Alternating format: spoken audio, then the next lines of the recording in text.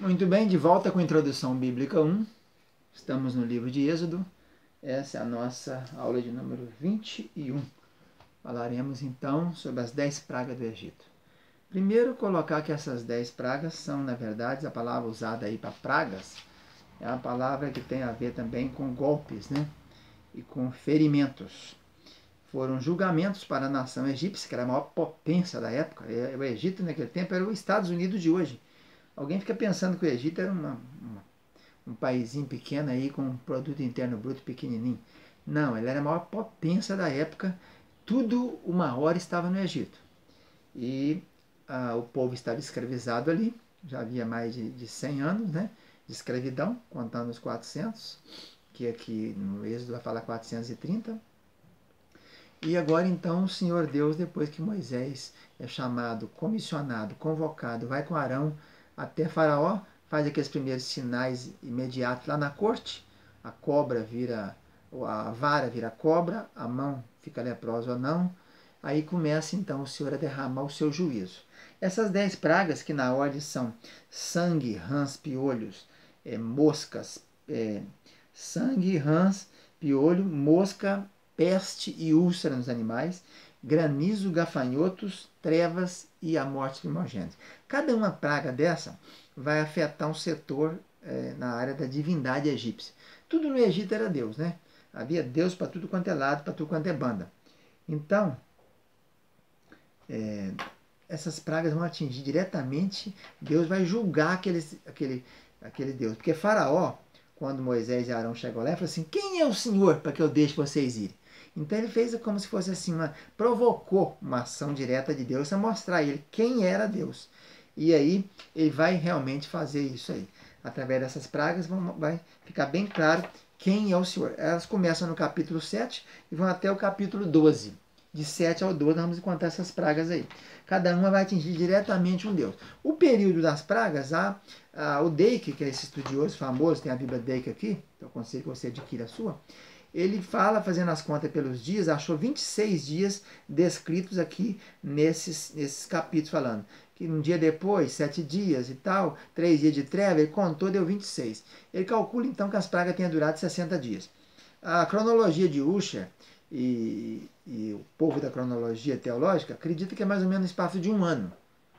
Essas pragas aconteceram no espaço de um ano, que teve algumas lavouras que foram atingidas, né? Lavoura de cevada, lavoura de linho e depois outras mais. Então o cálculo é esse aí, de 2 meses até um ano, essas pragas ocorreram no Egito. E então vamos lá então. Quais seriam essas pragas? Primeira praga, a praga que vai atingir vai ser o sangue no Nilo. Então, o primeiro atingido é o Rio Nilo. O Rio Nilo era um deus para o Egito, né? O próprio Heródoto, um escritor muito antigo, dizia que o Egito não existiria sem o Nilo. O Nilo era o pai do Egito, né? Porque as enchentes inundavam as laterais e deixavam ali aquelas humus, né? Aqueles brejozinhos, onde se plantava e era o celeiro da humanidade naquela época, né? Então, as pragas começam pelo Egito. E a água transformada em sangue já atinge o primeiro deus deles, chamado Deus Hapi, o Deus protetor das inundações do rio Nilo. Então esse rio Nilo, que era considerado Egito, agora de repente virou sangue. E não só teve sangue dentro do Egito, dentro do Nilo, como também tinha nos tanques do lado. Antes de entrar desse aqui, tem que fazer uma observação importante. Quando Deus chamou Moisés e falou que não podia ir, que ele era pesado de boca e tal, e não era erudito, e o povo do Egito tinha uma predileção muito grande pela erudição, Moisés tinha estudado isso, né, essa retórica, que é a arte de falar em público, e ele diz então que mandasse por mão de alguém. Deus falou então, pega a sua vara e leva ela, que a vara de Deus vai estar com você, e você vai fazer milagre no Egito. O importante é que os primeiros milagres foram feitos com a vara de Arão, e não com a de Moisés. Moisés só atuou na praga número 9, 7 e 8, no granizo e no gafanhoto, que fala que é a vara de Moisés, lá em Êxodo 9, 23 e 10, 13. A primeira praga do sangue foi Arão que bateu a vara no Nilo. A segunda praga das rãs foi a mesma coisa, Arão de novo. A dos piolhos, a praga dos piolhos, a terceira, Arão novamente. E você pode ver em Êxodo 7, versículo 9, 10, 12, 19 e 20. E Êxodo 8, 5, a praga das rãs. Êxodo 8, 16 e 17, a praga dos piolhos. Então, o Gênesis é o livro que mais tem a palavra vara. Aparece 20 vezes a palavra vara no livro de Gênesis.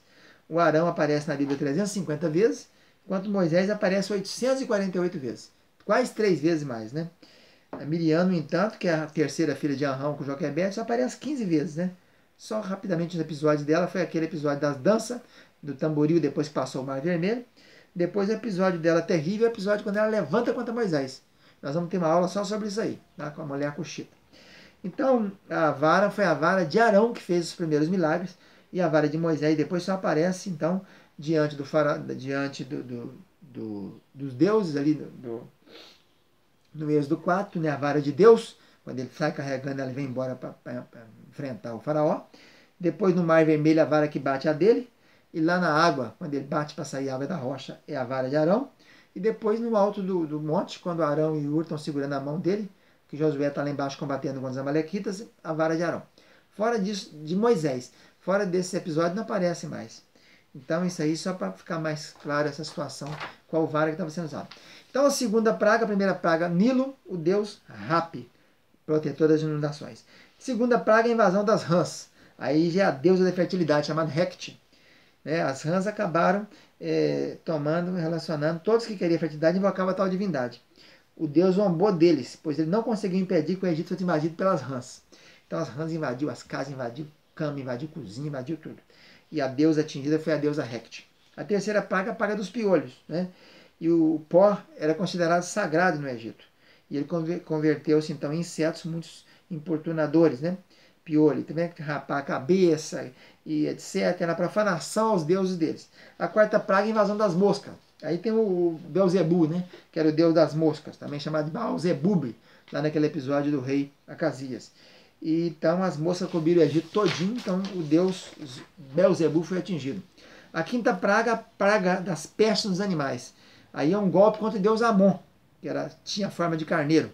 Ele, no Baixo Egito, ele era adorado em forma de touro ou bode. Na sexta praga, a úlcera, em Êxodo 9, um duro golpe contra o deus Tifon. Essa divindade protegia os egípcios contra qualquer ferida que fosse causada por qualquer coisa. E todo mundo ficou cheio de úlcera e úlcera matou muita gente. A sétima praga, a saraiva, fogo, trovão, gelo e tal. Essa praga foi um golpe contra a deusa Serapis, essa protetora da lavoura, né? Porque a lavoura foi toda embora. A tempestade de trovões, raios e saraiva devastou a vegetação e destruiu as colheitas de cevada e o linho. E matou muitos animais também.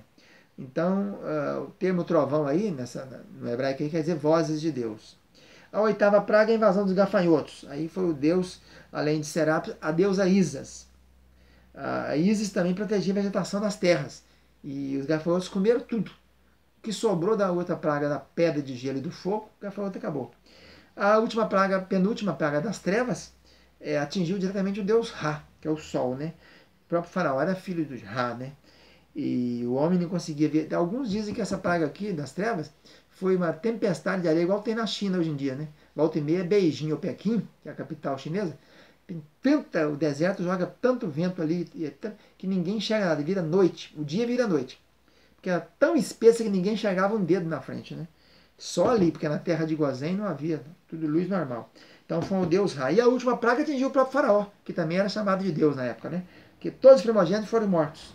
Agora, depois de cumprido um ano aí, e também veio a lei da semeadura. Se esse faraó começou matando os primogênitos, jogando no Nilo, agora acontece o quê? Os próprios primogênitos deles são mortos.